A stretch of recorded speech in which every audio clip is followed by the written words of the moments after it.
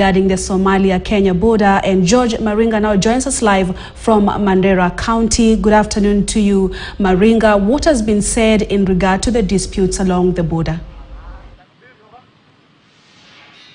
A very good afternoon to you, Purity, and our viewers. 33 degrees Celsius in Mandera, that is in Mandera County, where the Interior Cabinet Secretary, that is Professor Kithure Kindiki, is visiting the area as part of his itinerary in northern Kenya region for, among other things, peace meetings right here in this part of the country. As we speak, there is another meeting currently ongoing just in the room behind me, a closed-door meeting with county security officials, among others. He is accompanied by the Deputy IG, that is Gabu, here in Mandera County. But of course, top on the agenda was is the reopening of the Mandera border post control that is here in Mandera, a place that we visited earlier on, and that is a place that has been closed for a decade now, for a period of about 10 years and more. And the CS is keen to just ensure that this border post is opened to enable the citizens of Kenya and those of the Federal Republic of Somalia to be able to do, among other things, trade and also interact. That place, that border is still closed, and that is among the other things that the CS is keen to ensure that happens here in Mandera County. He also is accompanied by the Deputy Governor of the region, and they're just trying to, harmonize security issues and just ensure that this region remains as peaceful and continues to foster peaceful relations between the citizens of the two countries. Remember, we are only separated by border physically, but the land, or rather the areas, are just close by, separated by a fence. That the CS was keen to just check and ensure that the construction begins as soon as possible. Earlier on, from a meeting, because you're moving from place to place, of course, it's a detailed visit, but whose details are only known to him and, his security officials here, his personal protection. We can disclose much of where he is going, but part of the reason, or rather part of the issues that were discussed in the meeting preceding the one that is ongoing behind me, was the two issues. That was, one, the reopening, of course, of the border post, and secondly, to just ensure that the operation to flush out bandits or, militia is started within the next 7 days. He has instructed the county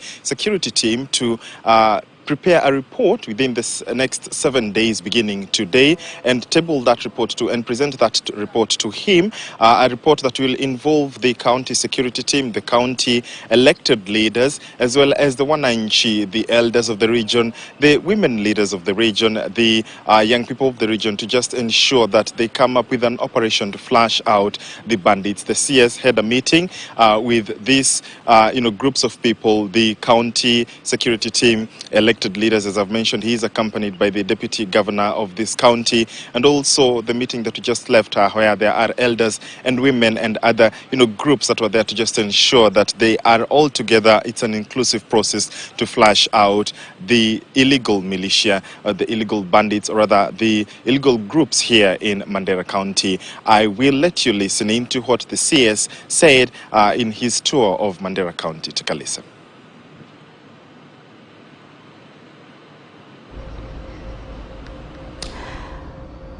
Right, thank you so much, Maringa, for that update, and we shall be getting back to what the CS had to say. At the same time, the Interior CS, Professor Kithure Kindiki, has directed the formation of a multi-team that should include officials from his ministry and those from the county governments to inspect ongoing building sites and enforce construction laws to prevent death, injuries, and loss of properties due to unsafe buildings when they collapse. His directive comes a few months after 4 houses collapsed in Kiambu and Nairobi counties, killing dozens of people, an issue that the CS said the two levels of government must address without bending the laws. Following the rise in cases of buildings collapsing, Kiambu Governor Kimani Wamatangi disbanded the Planning and Approval Board to allow investigation. A majority of developers have accused the county government of what they term as punitive measures.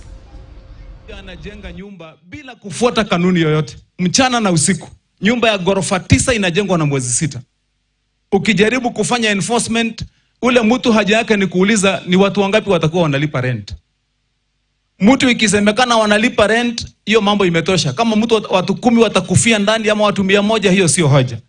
Mimi nauliza kwako waziri wetu ya kwamba upatiane idhini kwa timu yetu hapa ya kwamba enforcement yetu ya mambo ya kuhakikisha kwamba watu wanafuata sheria wakati wa ujenzi wa manyumba. Kaunti ya Nairobi na kaunti ya Kiambu zimeathirika sana kutokana na mijengo ambayo imejengwa kwa njia ya tamaa ya kutaka kumaliza mjengo bila kupitia kanuni na utaratibu wa ujenzi. Kwa hivyo serikali haitakubali kungojea mpaka hasara ipatikane ya vifo ama watu wetu kuumia. Mheshimiwa Gavana, mambo ya leseni za mijengo wewe na serikali yako nyinyi ndio mmepeana. Kwa hivyo lazima tushirikiane ufanye hiyo kazi, uhakikishe hakuna nyumba ambayo saa hii inaendelea kujengwa na haijapata kibali ya serikali ya huo mjengo. At the same time, members of the Kiambu County Assembly Finance